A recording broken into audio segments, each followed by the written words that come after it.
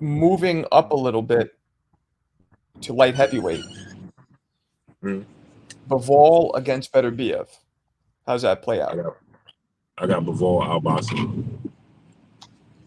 He gonna Hmm. win. He gonna win. He gonna win a unanimous decision over Artur Beterbiev. He gonna outbox him. Hmm. Okay. You Artur don't think Beterbiev. Arthur's gonna? First of all, he's 39 years old. Yes. Yeah. Uh, uh, um, and you look at the fight with Caleb Smith. He was getting hit with uppercuts. Now, obviously, I look for little nuances within. I look for the battle within the war. You know what I'm saying? Right. To tell me who can win another war, if that makes Right. sense. You know what I Right. mean? And the little things I saw from uh, uh, uh, Caleb Smith, the little success he did have. Um,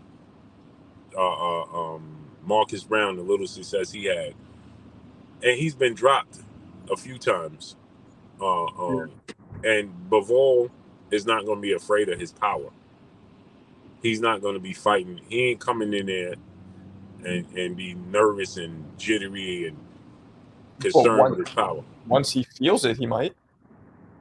Yeah, but he's a constant profession. He's like you ain't we ain't gonna know it.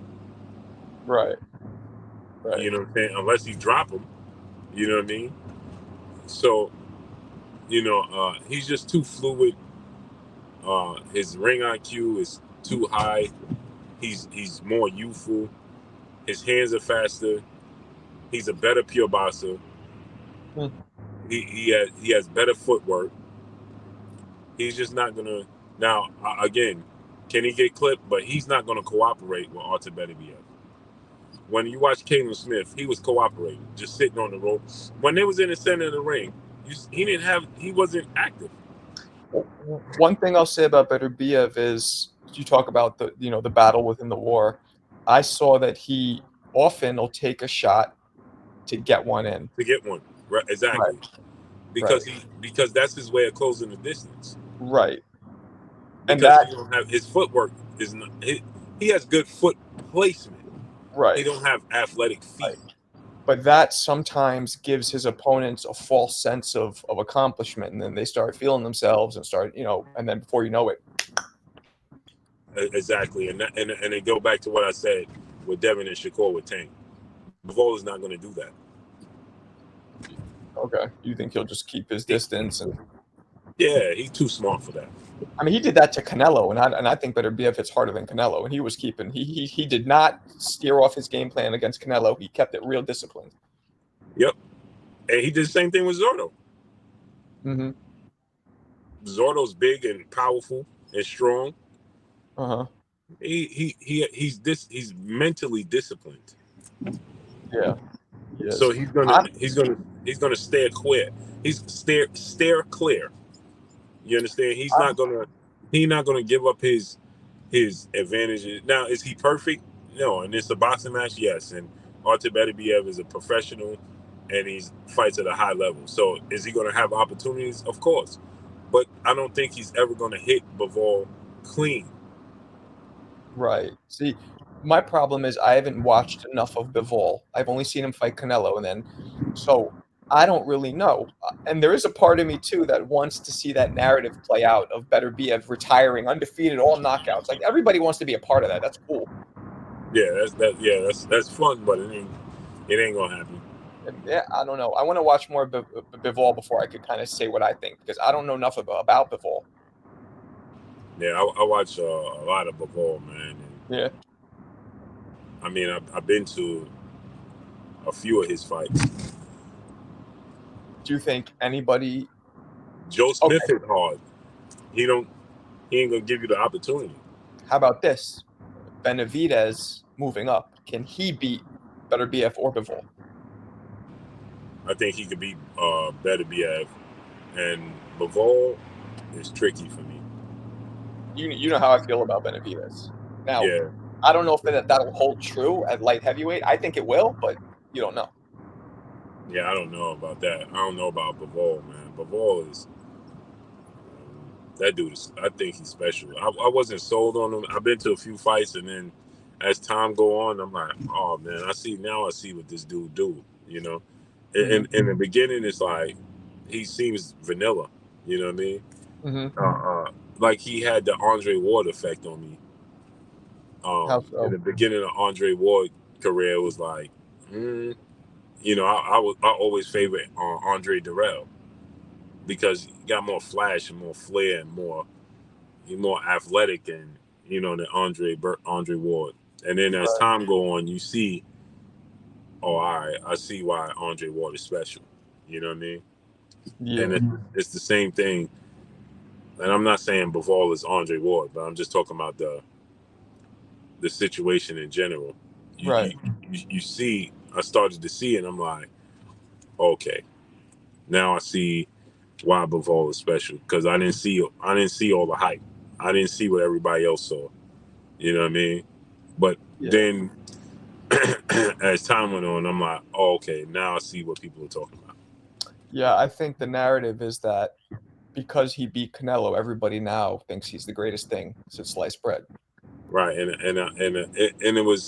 it was weird to me, the Canelo fight, because I'm like, is he gonna the pressure? Is he gonna fold under the pressure? Is he gonna succumb to it? Is he gonna the moment? But like you said, he fought Canelo, and he was not going to waver off his game plan.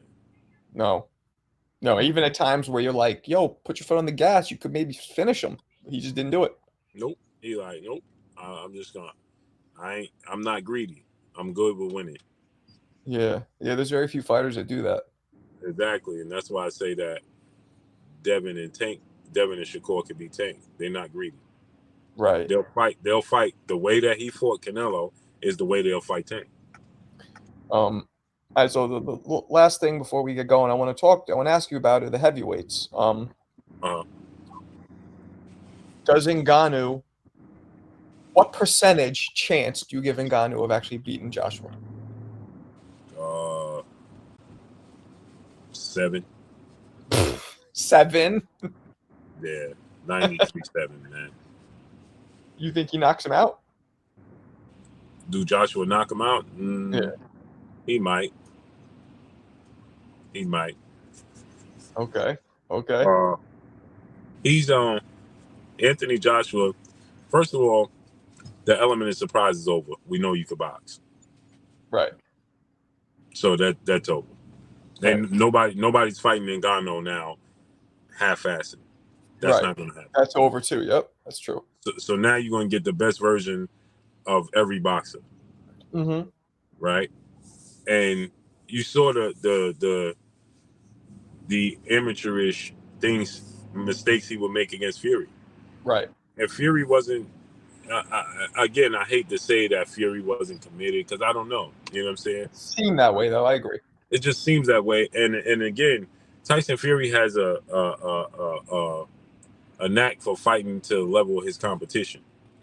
So you really can't gauge Tyson Fury opponents because depending upon the opponent is depending upon what version of Tyson Fury you get. If he Right. feels like you're a serious threat, you're gonna get the best version of Tyson Fury. If he don't, you're gonna get a showman. Good point. You know what I'm saying? So I can't really gauge that, but I went back and I rewatched it and I'm like, yeah, okay. I seen the little mistakes and the playing by Tyson Fury and the little holes that Anthony Joshua was 1,000% taking him serious. Hmm. Okay. So the element of surprise is over. The element of fighters not taking you serious and not training like you are a real fighter and a real threat, that's over. Right. That's true. You showed us now that you can box. He can really box. So that's over. And we already know you got power. So now guess what? Now you're gonna get a full-fledged boxer in the ring now. Yep. That's fully prepared, that game plan for you. Right. Not an exhibition, not a half-ass. No, you now you're getting somebody that game plan for you to see. Tyson Fury didn't game plan to take this away from him and eliminate this and stuff. He didn't do none of that. You could tell. Yeah. He came Oh, out. He came out doing uncharacteristically throwing bombs. yeah, he tried to end it quick. He tried to end it with one punch. The first punch he landed. Yep. Yep. When you ever see Tyson Fury do that? Never. Yep. Yep. So again, like I said, so that's all over. Now you're gonna get a fighter that's aware of your boxing ability, aware of your power. You know, and now it's a whole different ball game. Will it be True. competitive because he does have power? It's the heavyweight division, so the movement slows down drastically after the fifth round. You Yeah. know what I mean? So you start they all start to become a little bit stationary. You Right. know what I mean? So opportunities is there. You know, and Anthony Joshua is shown us he can be had. Okay. So, but no, Anthony Joshua is fully aware of Francis Ngannou, fully aware of his power and his abilities, and that's not going to be a good thing for Francis Ngannou. And you think Usyk versus Fury goes how? I think Tyson Fury wins because again, now you're going to get the best version of Tyson Fury. You're going to get the one from the first Wilder fight and the third Wilder fight. You're going to get the Wilder version of Fury. You're going to get the Wilder and Klitschko version of Tyson Fury now. Yeah. Yeah. I agree. And so then it looks like it'll be a crash collision for. And this dude is super small. Yeah, he's small. Bro, he's smaller than anybody Tyson Fury fought. He's small. Yeah. Outside of Steve Cunningham. Yeah. His strengths do not negate Fury's strengths. Fury's strengths don't negate his strengths, if that makes sense. Right. Yeah, I agree. Just too big, and he don't have enough power. No, not enough power, and just reaching Fury is going to be difficult. That's going to be difficult, and Fury going to start laying on him and smothering him. He going to get tired, man. I think so. Yeah. People think his feet are too good for that to let that happen, but I don't. No, if he's using his feet, that means he's not scoring because there's no way he can outbox Fury from the outside. No. So if he happens to be using his feet a lot, well then you might as well chalk it up because then he's losing rounds. And Fury has 83-inch arms. This dude arms is like 70 something. 70. What is it? 70 what? Reaches like a 78. Wow. And Fury's is like 85, man. Wow. Yeah, that's a big difference. So then it looks like Joshua and Fury are headed for a collision course if both men win. All undisputed heavyweight British showdown. We'll see. It's going to be the biggest fight in Wembley Stadium. We'll see. I don't know, man. I feel like who knows? There's so many obstacles, so many things that could mar that and stop it from happening. Oh yeah. The politics, yeah. Yeah. But as far as the opponents in front of them, no. Probably not. No. If anything stops the fight, it's going to be the politics. Well, a lot of people, like, I agree with you. I think Fury beats Usyk easily, but a good amount of people think Usyk's going to win. Yeah, I don't know how. I don't see that. Well, I would like anybody that thinks like Usyk's going to win to tell me how he's going to win. It's just because of how Fury looked his last fight. They don't realize that Ngannou and Usyk it's not the same thing, and styles make fights. And Usyk ain't as big as Ngannou. Don't have power Ngannou has. Exactly. Ngannou had size and power. Usyk doesn't have size or power, so it's just that simple. Well, Ngannou was 260 pounds. He was 6'6". He got an 83-inch arm reach. And he has the recorded hardest punch in history. And he has a chin. Chin. Usyk has proven to not have a stomach. Don't have a stomach. He's been dropped in the amateurs, been dropped in the pros. He's 3 inches shorter than Francis Ngannou. He don't have nowhere near the power Francis Ngannou has. He's like 30 pounds lighter than Francis Ngannou. Like, The only thing he could do is if he's just like bop, bop, bop, bop, angling around him, bop, bop, bop, bop, bop, angling. But I think he's too small to do that. Just too small. Yeah. It's Yeah. going to look like a heavyweight versus a cruiserweight. Light heavyweight, maybe. Yeah. Yeah, that's how it's going to look. It's the size is going to show up big. Right. Fury is not Anthony Joshua. And look, you see when Anthony Joshua went to Usyk body, he hurt him a couple of times. Yeah. He's just Anthony Joshua. That's when he jumped back, right? Yeah, Anthony Joshua is just robotic and predictable. Right. Yeah, I can't think of the last fighter with such a clear kryptonite in his body. Keith Thurman. Okay. Good point. Keith Thurman. Yeah. Good point.